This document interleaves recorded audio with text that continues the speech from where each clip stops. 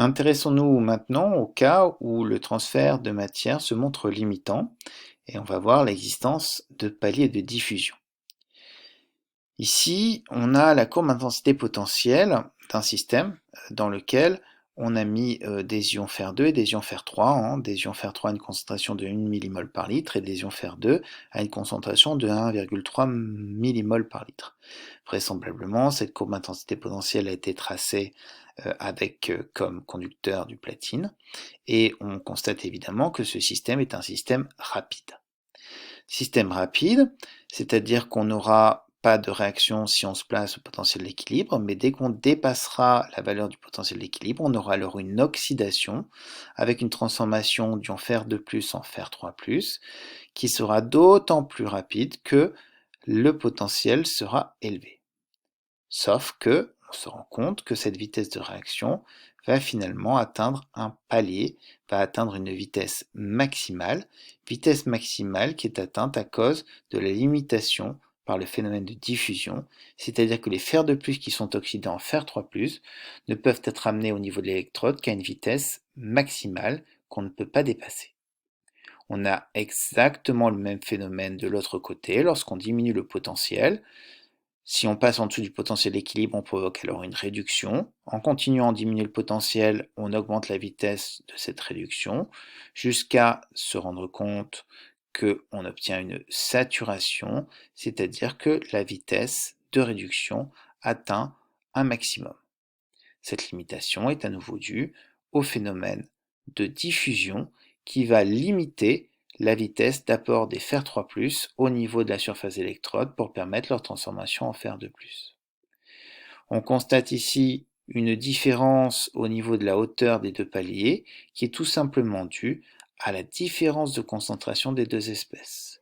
Le palier de diffusion est plus haut et plus important pour les ions Fer2+, la transformation des Fer2+ en Fer3+, étant donné que leur concentration est plus importante que les Fer3+. Ici, on s'intéresse à l'oxydation de l'eau et à la réduction de l'eau. Dans ce cas-là, sur l'électrode de platine, la réduction de l'eau correspond ici à un système qui est rapide, puisque le potentiel d'équilibre du couplage plus H2 est à 0 volts. Alors qu'au niveau de l'oxydation de l'eau, on a un système lent, puisque on a un potentiel d'équilibre qui doit se situer aux alentours des 1,24 et qu'on observe une réelle oxydation uniquement à partir de 2 volts. Il n'empêche qu'on se rend compte qu'il n'y a pas de palier de diffusion puisque ces deux branches, ici la branche anodique et ici la branche cathodique, semblent partir pour aller vers l'infini sans atteindre de palier de diffusion. Cela est dû au fait qu'il s'agit ici de l'oxydation et de la réduction du solvant. Et pour le solvant, il n'y a pas de problème de diffusion, il n'y a pas de limitation au niveau de la diffusion. On ne manque pas de molécules d'eau à proximité de l'électrode. Ici, un autre couple, le couple Ag-Ag+, où on travaille sur une électrode d'argent. Ce système est un système rapide. On se rend compte que lorsqu'on passe au-delà des 0,68 volts, on obtient une oxydation de l'argent solide en ion Ag+. Et que cette oxydation, au niveau de la vitesse de cette oxydation, il ne semble pas y avoir de limite. En tout cas, on n'atteint pas de palier. On n'obtient pas de palier de diffusion. Alors que lorsqu'on part sur la branche cathodique, c'est-à-dire lors de la réduction d'Ag plus Ag, en imposant un potentiel inférieur à 0,68 volts, on se rend compte que dans un premier temps, la vitesse de la réaction augmente, jusqu'à atteindre une valeur maximale qu'on obtient ici, et qui est due au fait que finalement, on est limité au niveau de l'apport des ions Ag+, par le phénomène de diffusion. Alors qu'on n'a pas de limitation au niveau de la branche cathodique, tout simplement puisqu'il s'agit de l'oxydation du métal qui est présent au niveau du conducteur, puisque ce métal est lui-même le conducteur. On considère donc qu'il y a existence de paliers de diffusion qui sont dus à une limitation au niveau du transfert de matière et que la vitesse de réaction électrochimique va correspondre à une vitesse limite maximale de diffusion du réactif vers l'électrode, sauf dans deux cas particuliers. Le cas où le réducteur est solide et qu'il constitue l'électrode, c'est le cas dans cet exemple ici de l'argent, ou alors si l'espèce électroactive est le solvant. C'est le cas ici et ici. On parle alors ici et ici de mur du solvant.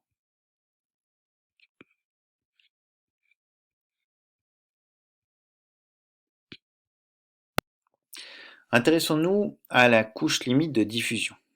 Pour cela, on se place au voisinage de l'électrode, supposée de dimension suffisante pour qu'on étudie le transport des espèces électroactives selon un modèle unidimensionnel entre l'électrode, qu'on placera à x égale 0, et la solution électrolytique.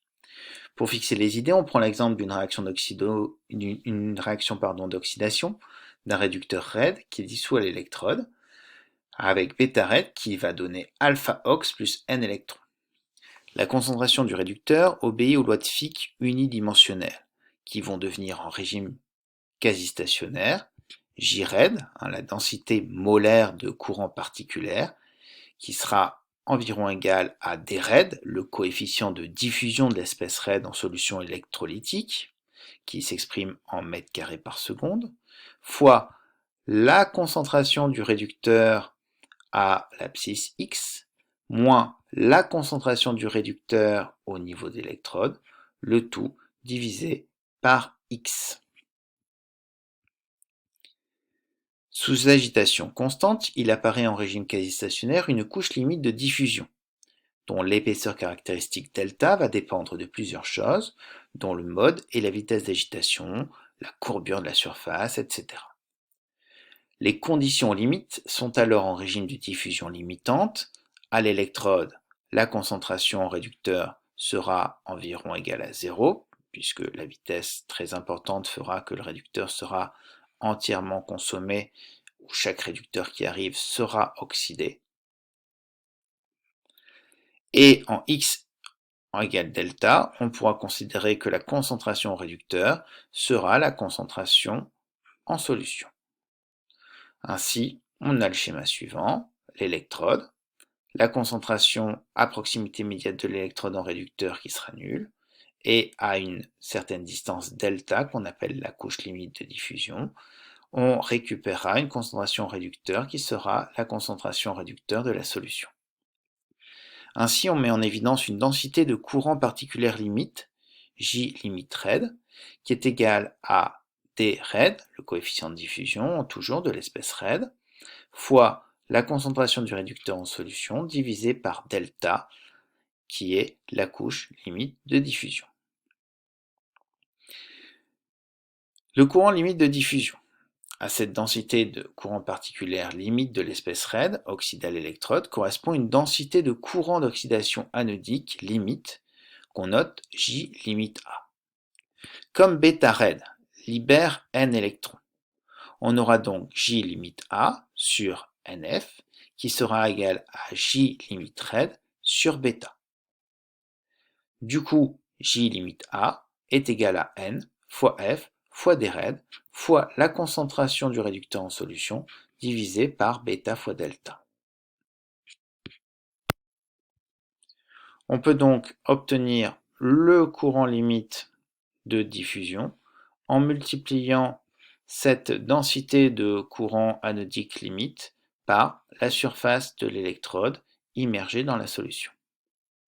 Ainsi, on retient que si la diffusion de l'espèce oxydée à l'anode est limitante, on atteint à agitation constante un courant limite de diffusion qui est proportionnel à la concentration de l'espèce électroactive correspondante, la surface de l'électrode, le nombre d'électrons échangés, et enfin au coefficient de diffusion de l'espèce électroactive.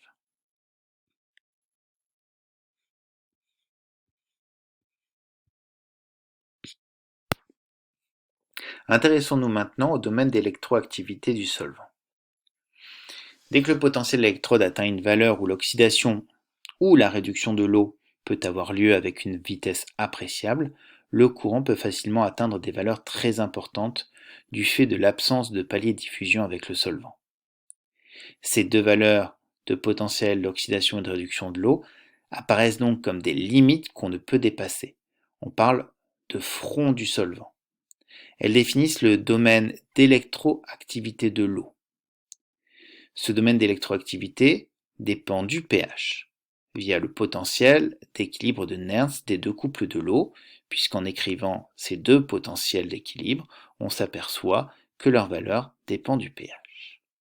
Et elle dépend également du matériau d'électrode, puisque le domaine d'électroactivité de l'eau est d'autant plus étendu que les surtensions seuil anodique et cathodique sont importantes.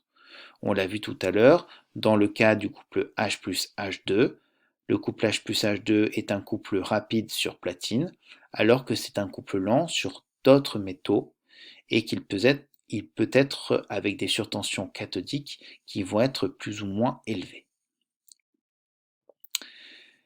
On va donc avoir un domaine d'électroactivité qui va permettre à des espèces d'être oxydées et réduites tant que ce ne sera pas l'eau qui va commencer à s'oxyder ou se réduire. Les espèces qui pourront donc être oxydées ou réduites dans l'eau seront des espèces qui pourront être oxydées ou réduites dans un domaine qui sera étendu entre EEC H plus H2 plus est à C0 et EEC O2H2O plus est à A0. Au-delà, les espèces ne pourront pas subir de réaction d'oxydoréduction dans un solvant comme l'eau. Petite remarque, le domaine d'électroactivité cinétique de l'eau est plus étendu que le domaine thermodynamique de stabilité, celui qu'on rencontre sur les diagrammes potentiel pH. On observe ainsi une métastabilité de solutions d'espèces qui, bien que thermodynamiquement instables, se décomposent très lentement dans l'eau. C'est notamment l'exemple de l'ion permanganate qui, d'un point de vue purement thermodynamique, ne devrait pas pouvoir exister dans l'eau. De même, une solution d'eau de Javel ne devrait pas pouvoir exister, les hypochlorites n'étant pas stables thermodynamiquement dans l'eau. Que se passe-t-il lorsqu'on a affaire à un mélange d'espèces électroactives? Imaginons un cas dans lequel on a dans une solution plusieurs espèces, l'espèce OX1, l'espèce RED1, l'espèce RED2 et l'espèce RED3.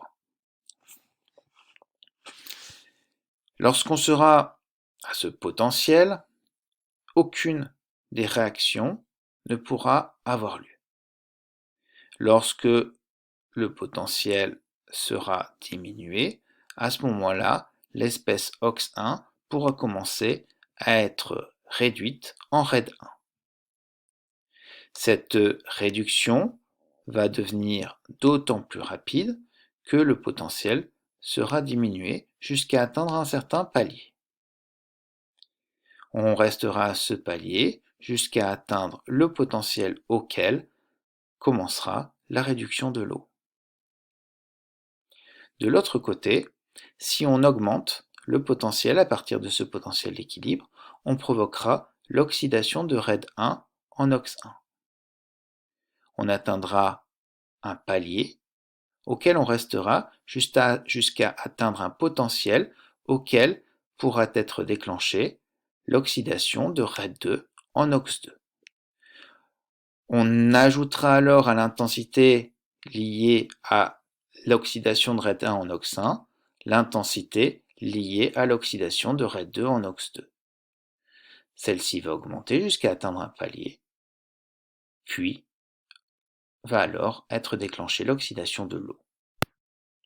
L'oxydation de RED3 en OX3 ne pourra avoir lieu.